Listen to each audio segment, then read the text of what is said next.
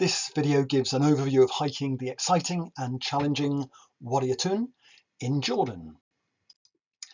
You park on a disused section of road off the Jordan Valley Highway and carefully cross the highway into the wadi. You clamber down at the coordinates shown, which is exactly where Wadi Attun is shown on Google Maps. This is the entrance to Wadi Attun. There's an old disused bit of road that you can park on the opposite side of the road, but as you can see there are fence posts, no fences at the moment, but it looks like they may be ultimately fencing this off to not allow people to enter. Now entering Wadi Attun proper, it would be feasible to keep your feet dry if you really wanted to at the moment, but it's narrowing up ahead. So from this point it's really worth just getting your feet in the stream, which is beautifully warm, and about 10 minutes in we've got this waterfall, which it's a little bit slippery to get up, but takes us on to the next section.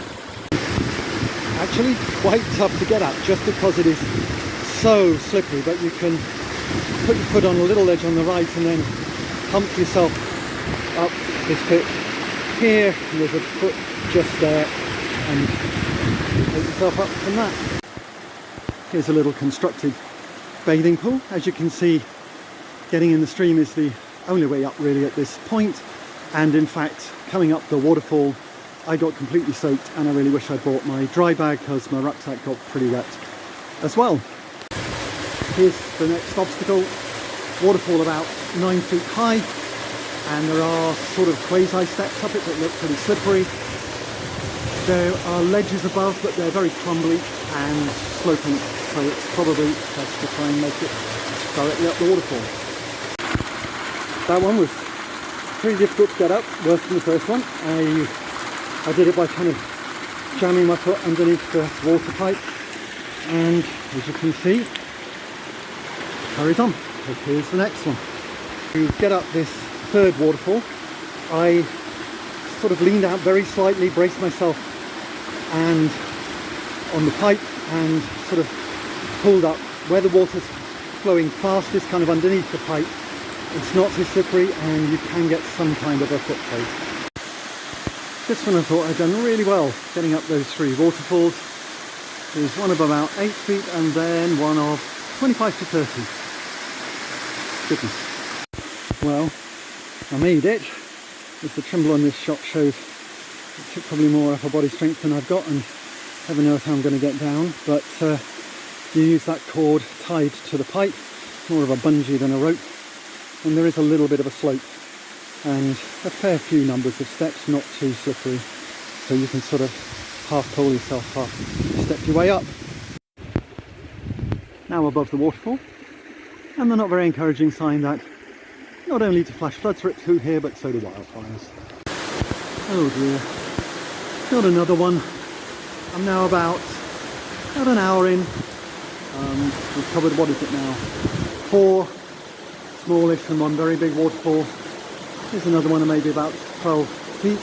The other thing I should mention is that the water, which was sort of a nice temperature and then bath temperature, is now filled the bath and forgot to put the forgot to put the cold tap temperature on, and probably a little bit too hot for one's taste. Now a good hour in, the stream has disappeared and we've come to a dead end that no doubt at some points of the year will be a beautiful waterfall, but isn't right at the moment. I say dead end, but of course the Clough Scrambler's eye will look around and see that there might be some possibilities of scrambling on a little bit further. Well, foolhardiness outbid discretion, and I scrambled up out of the wadi. You can see the wadi down there. You can maybe just see just about there that it does carry on at the top of that, what would be a waterfall but isn't, and it's just very dry and very hot and very midgy and flyy up here, so I say not worth it. There's a cave up here on the right hand side of the end point, which is a very nice spot for lunch and would be a lovely place to relax if it wasn't for the knowledge that I've somehow got to descend all of those waterfalls in order to get back. So I made it down okay. It actually wasn't too difficult getting down the various waterfalls, even the big one. There you have to abseil down 30 feet or so. But the only difficulty was the little slide that runs into the artificial pool. I decided to slide down it and caught my leg on one of the several rusty nails that are sticking out of the pipe that goes down the middle of it. Thanks very much for whoever put those there and didn't knock them in fully. Overall, I thought Wadi Attun was really great.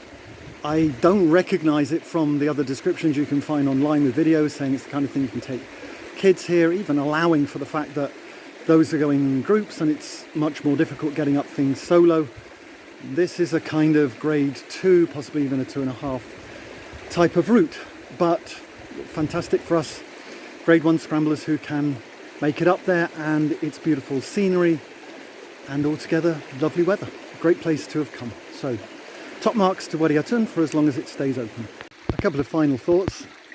Bring either a dry bag or some way of keeping everything dry, because your whole bag and the whole of you is going to get absolutely soaked. But it doesn't matter too much because you're going to get soaked with lovely warm water. If only the Peak District could arrange that. It makes such an amazing difference compared to the very, very chilly waters of Cloughs in the Peaks.